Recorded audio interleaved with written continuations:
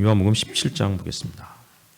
17장 1절부터 16절까지 교독하겠습니다. 요한복음 17장 1절부터 16절까지입니다. 제가 먼저 읽겠습니다. 예수께서 이 말씀을 마치시고 눈을 들어 하늘을 우러러 보시고 말씀하셨다. 아버지, 때가 왔습니다. 아버지의 아들을 영광되게 하셔서 아들이 아버지께 영광을 돌리게 하여 주십시오.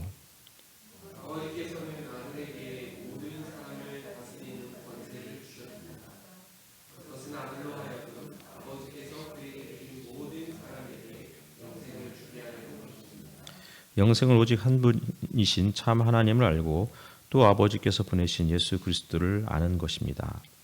나는 아버지께서 내게 하라고 맡기신 일을 완성하여 땅에서 아버지께 영광을 돌렸습니다. 아버지, 창세전에 내가 아버지와 함께 누리던 그 영광으로 나를 아버지 앞에서 영광되게 하여 주십시오. 나는 아버지께서 세상에서 택하셔서 내게 주신 사람들에게 아버지의 이름을 드러냈습니다. 그들은 본래 아버지의 사람들인데 아버지께서 그들을 나에게 주셨습니다. 그들은 아버지의 말씀을 지켰습니다. 지금 그들은 아버지께서 내게 주신 모든 것이 아버지께로부터 온 것임을 알고 있습니다. 나는 아버지께서 내게 주신 말씀을 그들에게 주었습니다. 그들은 그 말씀을 받아들였으며 내가 아버지께로부터 온 것을 참으로 알았고 또 아버지께서 나를 보내신 것을 믿었습니다. 나는 그들을 위하여 빕니다. 나는 세상을 위하여 비는 것이 아니고 아버지께서 내게 주신 사람들을 위하여 빕니다. 그들은 모두 아버지의 사람들입니다. 나의 것은 모두 아버지의 것이고 아버지의 것은 모두 나의 것입니다. 나는 이제 더 이상 세상에 있지 않으나 그들은 세상에 있습니다.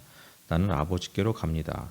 거룩하신 아버지, 아버지께서 내게 주신 아버지의 이름으로 그들을 지켜주셔서 그들이 하나인 것 같이 우리가 하나인 것 같이 그들도 하나가 되게 하여 주십시오.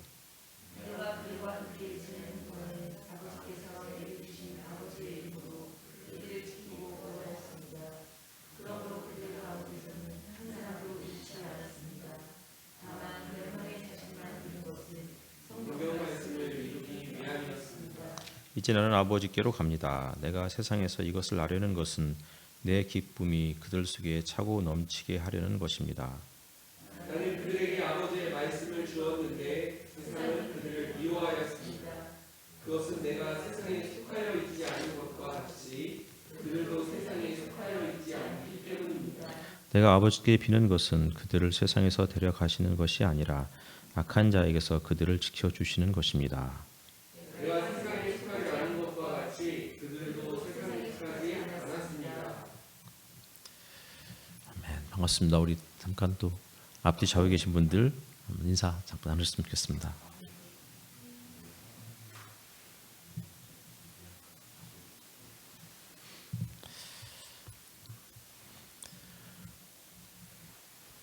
우리가 이제 사순절 기간을 지내고 있고 이제 다음 주 이제 돌아오는 주일이면 부활절을 또 맞이하게 되죠.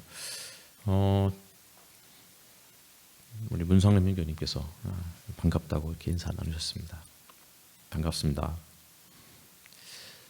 이제 요한복음 이제 매일 성경에 큐티 본문을 쭉 따라가다 보면 이제 17장이 오늘 본문인데 이 17장은 우리가 잘 알고 있듯이 예수께서 제자들을 위해서 드리는 아주 긴 기도문입니다. 요한복음을 우리가 대략적으로 살펴보면 요한복음이 참 이렇게 뭐라고 그럴까요? 하나님께서 그 자기 백성들을 얼마나 사랑하시는지를 정말 요한복음처럼 아주 섬세하게 보여주는 복음서가 없을 만큼 정말 요한복음은 다른 복음서에 비해서 문학적으로도 굉장히 탁월한 그러한 내용이 아닌가라는 생각이 듭니다. 요한복음에 사용되는 어휘는 아주 단순해요. 그래서 우리가 보통 헬라어를 처음 배울 때 요한복음을 가지고 배워요. 요한복음이 단어 수가 그렇게 많지 않고 그리고 복잡한 문법 구조도 그렇게 많지 않기 때문에 그런데 왜 요한복음이 이렇게 탁월하냐? 기본적으로 요한복음은 처음 예수 믿는 사람들이 읽을 수 있는 아주 친절한 책이 요한복음이라고 그래요. 그래서 처음 예수를 믿는다 그러면 복음서 중에서도 요한복음을 읽으라고 그렇게 소개를 해주죠.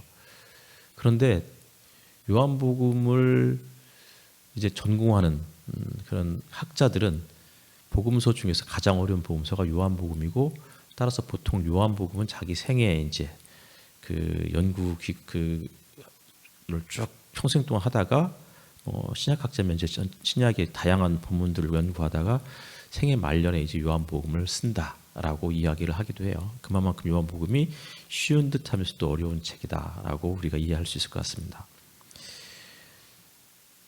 특별히 요한복음 17장은 예수께서 이제 마지막 제자들을 위해서 기도를 드리고, 그리고 그 다음에는 이제 겟세마네 동산에서 이제 체포되어서 예루살렘으로 이제 끌려가셔서 거기에서 이제 고난받고 그리고 죽임을 당하는 그런 장면이 이어지게 되죠. 요한복음은 전체적으로 이제 1장부터 13장까지가 12장까지가 예수님의 어떤 기적을 보여주는 내용이에요. 총 7개의 기적들이 쭉 소개가 되어 있고, 그리고 이제 13장부터는 예수님의 일종의 이제 강화라고 해서 긴 말씀들이 이어지는데, 13장에는 우리가 너무나 잘 알고 있듯이 예수께서 제자들의 발을 씻겨주시는 장면들이 나오죠. 그리고 이제 13장에서 이제 가룟 유다가 예수님을 떠나게 되고, 그리고서는 14장에서 본격적으로 이제 내가 너희를 위해서 내 집을 마련하라 한다. 이게 이제 지난주에 우리 함께 나눴던 말씀이기도 하죠. 너희가 있을 곳, 그곳이 어떤 곳이냐면 결국은 엄밀히 말하면은 이제 성전을 뜻해요. 하나님이 임재하시는 곳이고, 그곳에 백성들이 함께 모여서 하나님 앞에 제사하는 곳. 이미 성전이 무너진 상태이고, 물론 이제 요한복음에는 성전이 여전히 존재하고 있는 것처럼 묘사하고 있지만, 그러나 그 성전은 하나님께서 머물러 계시는 성전이 아닌 것으로 그렇게 표현을 하고 있는 것이죠. 그래서 요한복음은 처음부터 정말 곳곳에서 예수께서 함께 머무셨다, 혹은 하나님이 거하셨다, 하나님의 영광이 거하셨다, 뭐 이런 표현들이 막 계속 반복해서 쓰고 있는데, 거하셨다, 머무셨다 이런 표현이 마치 하나님의 영광이 임재하는 곳. 그래서 우리가 너무나 잘 알고 있듯이 쉐키나 이런 말 많이 쓰잖아요, 그렇죠? 하나님의 장막, 하나님의 처소 이런 의미죠. 이런 것들이 성전을 두고 말하는 것이 아니고 성전 밖에, 심지어는 사마리아 여인이 머무는 그 성, 그리고 예수께서 그 제자들과 함께 동행하실 때 제자들이 이제 예수님을 찾아왔고 라비요 어디 계십니까? 그랬을 때 예수께서 하셨던 말씀이 인자는 머리 들 곳이 없다. 그러면서 와봐라 이렇게 말씀하셨고, 그래서 그곳이 어떤 곳인지는 모르지만 아마도 머리 들 곳이 없는 그런 누추한 곳이었을 것인데, 그런데 제자들이 예수님과 이틀을 머문 다음에 예수를 평생 따르게 되죠.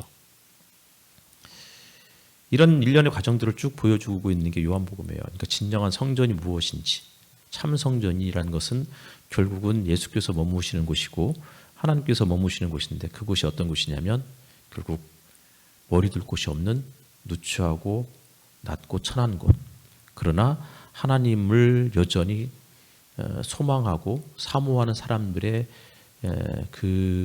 모인 그 자리, 이렇게 이야기를 하고 있는 것이에요. 그러면서 13장에서 제자들의 발을 씻겨주시면서 세 계명을 너에게 준다 라고 말씀하시는데, 그 세 계명이 서로 사랑하는 것이다. 어떻게 사랑해야 됩니까? 라고 묻는다면 사랑은 선생이 제자의 발을 씻어주는 것이다. 이렇게 표현하고 있는 게 요한복음 13장에서의 예수님의 아주 시각적이고 입체적인 그런 교육의 모습이었던 것 같아요. 그러면서 이제 17장이 이제 긴 기도가 이어지죠. 일명 대제사장의 기도라고 그렇게 표현을 하고 있어요. 마치 예수께서 대제사장이 되신 것처럼 그렇게 기도를 하고 있는 거죠. 대제사장은 어떤 분이에요? 어떤 사람이에요? 1년에 한 번 지성소에 들어가서 백성들의 죄를 사해달라고 기도하고, 그리고 염소를 이제 2마리를 광야로 내보내서 한 마리는 이제 그 회막에 두고 한 마리는 이제 내보내서 그래서 광야에서 그를 이제 백성들이 모든 죄를 그 염소에게 다 전가시키는 그러한 퍼포먼스를 하고 그를 광야로 내보내잖아요. 지난번에 우리가 함께 나눴던 말씀이기도 해요. 지금 예수님이 대제사장이 되신 거예요. 그래서 지금 지성소로 들어가시는 거죠. 지성소는 어떤 곳이냐면 하나님을 만나는 곳이에요. 그리고 그곳은 오로지 대제사장만이 1년에 한 번 속죄일에 들어갈 수 있고 그곳에서 백성들을 위해서 간절히 기도할 수 있는. 근데 지금 예수님은 세상을 위해서 기도하는 것이 아니다라고 이야기하고 있어요. 누구를 위해서 기도한다고요? 제자들을 위해서 기도하는 거라고. 예수께서 제자들을 위해서 기도하시는 이유가 뭐예요? 제자들이 주님 안에서 다시 모든 부정한 것들을 씻어주시고 그분이 그러한 하나님의 은혜로 이제 그 백성이 제자들이 거룩하게 해달라고. 속죄일은 이스라엘 백성들의 새로운 출발이에요. 깨끗이 정결케 되었고 거룩하게 되었음을 선포함으로 이제 새롭게 거룩한 백성으로 살고자 하는 출발점. 그리고 이 속죄일에 대한 이 내용은 무엇과 연결되느냐면 우리가 지난번에 레위기를 살펴보았을 때는 희년 맥락에서 이야기가 전개되고 있는 거예요. 희년, 안식년 뭐 이런 식의 개념들이 연결되고 있는 거죠. 거룩하게 살아가는 사람들의 모습. 내가 너희를 거룩하게 했으니 이제 거룩하게 살아라 라고 하셨을 때 그 모습이 어떤 모습인지를 구약은 이미 보여주고 있었고 그리고 요한복음에서는 구체적으로는 언급하고 있지 않지만 그러나 그 문맥상으로 보면 서로 사랑하는 것이었어요. 그럼 어떻게 서로 사랑해야 됩니까? 라고 했을 때 사랑은 제자의 발을 씻어주시는 스승의 모습, 섬기는 자의 모습 이런 것으로 나타난다고 이야기를 하고 있는 것이죠. 너희가 내 안에 거하고 내 말이 너희 안에 거하면 이런 말씀이 또 이어지고 있어요. 15장에서 예수님 안에 거한다. 예수님의 말씀이 우리 안에 거한다. 이 말씀은 결국은 상호적인 거라는 거잖아요. 일방적인 것이 아니고 함께 거하는 거예요. 성소에서 하나님의 영이 하나님이 임재하셨을 때 백성들이 성막으로 회막으로 모여들잖아요. 이게 마치 그런 의미처럼 보여지는 거잖아요. 너희가 내 안에. 다시 말하면 구약의 성막을 생각해 보면 백성들이 하나님이 임재하시는 그곳으로 모여든 거예요. 그리고 하나님이 그 회중이 한가운데 머물러 계시는 것이죠. 지금 제자들 가운데 예수께서 함께 머물러 계신다는 뜻이고 이제 그 예수님은 아버지께로 가게 돼 있어요.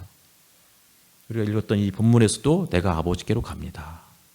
이 말씀을 반복해서 쓰고 있어요. 아버지께로 가는 그 이유는 무엇이에요? 14장에서는 처소를 마련하기 위해서. 새로운 공동체, 새로운 성전, 제자들이 머물 곳을 마련하기 위해서. 그리고 마련해서 다시 돌아오면 너희 안에 기쁨이 넘칠 것이다. 이렇게 말씀하셨던 그 예수께서 17장에서 또다시 말씀하고 계시는 것이죠. 내가 아버지께로 갑니다. 아버지께로 감으로써 어떻게 해요? 내 기쁨이 그들 속에 차고 넘치게 하려는 것입니다. 아버지께로 가는데 예수님의 기쁨이 제자들 가운데 차고 넘친다는 거예요. 우리가 지난 나사로 이야기를 다뤘을 때 그랬죠. 11장에서 나사로가 죽게 되었을 때 내가 그곳에 있지 않은 것이 너희들에게 기쁨이 될 것이다. 이게 이제 요한복음에서 말하는 역설인 거예요. 하나님이 우리와 함께 하시지 않는데 예수께서 아버지께로 가시는데 우리 안에 기쁨이 차고 넘칠 수 있는. 어떻게 그게 가능할까요? 어쩌면 요한복음 우리에게 이런 이야기를 해주고 있는 것 같아요. 나사로의 죽음의 현장에 예수께서 머물러 계시지 않지만 그리고 지금 예수께서는 동이 트면 십자가에서 처형을 받게 되는 이런 상황이지만, 그런데 또 이 속에 내 기쁨이 충만하게 할 것이다. 그 말은 믿음이 무엇인지, 서로 사랑하면서 서로 섬기면서 살아가는 그리스도의 마음을 품고 살아가는 제자들의 그러한 나눔, 코이누냐, 이런 것들이 무엇인지를 예수께서는 우리에게 말씀해 주고 계시는 것이 아닐까라는 생각을 하게 될 수 있는 지점인 것 같아요.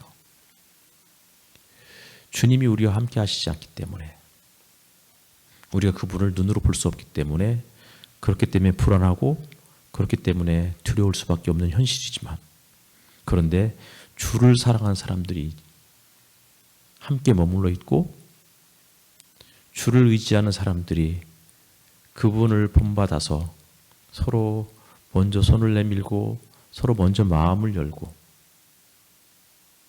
무릎을 꿇고 가장 낮은, 가장 부정한 그 발을 씻어주는 그런 장면을 통해서 예수께서 우리와 함께 하시는구나 라는 것들을 그렇게 경험할 수 있는 것이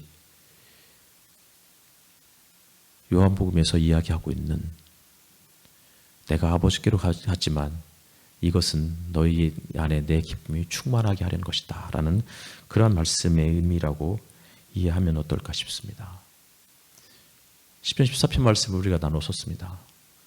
세상은 하나님이 없다고 하고, 그러나 하나님은 늘 의인의 편이시고 가난한 자를 도우신다고. 세상은 볼 수가 없는 거죠. 하나님이 계시지 않다고 말할 수밖에 없는 것이죠. 하지만 그럼에도 불구하고 주를 바라보며 주의 음성을 듣고 살아가려는 가난하지만 의로운 소수의 사람들을 주님께서 기억하시고 그분께서 시온에서 나오셔서 자기 백성을 시온으로 다시 돌려보내실 것을 기도했던 시편 기자처럼 이제 예수께서는 나는 아버지께로 갑니다. 하지만 14장에서 말씀처럼 보혜사 성령을 보내주실 것이고 그 성령께서 영원히 함께 하실 것이고, 그런데 성령은 영이잖아요. 하나님의 영. 만질 수도 붙잡을 수도 볼 수도 없는 그러한 존재. 그럼 성령이 우리 안에 계신다는 것을 어떻게 알 수 있습니까? 영원히 우리와 함께 머무신다고 말씀하셨는데 그런 성령을 어떻게 알 수 있습니까? 라고 누군가가 물을 때 예수께서는 아마 그렇게 얘기하셨을 것 같아요. 서로 사랑하라. 내가 너희를 사랑한 것 같이 너희도 서로 사랑하라. 내가 서로 사랑하면 이로써 모든 사람이 너희가 내 제자인 줄 알리라. 모든 사람, 하나님이 없다고 말하는 모든 사람들이 너희가 서로 사랑하면 모든 사람이 너희가 내 제자인 줄 알리라. 기도하겠습니다.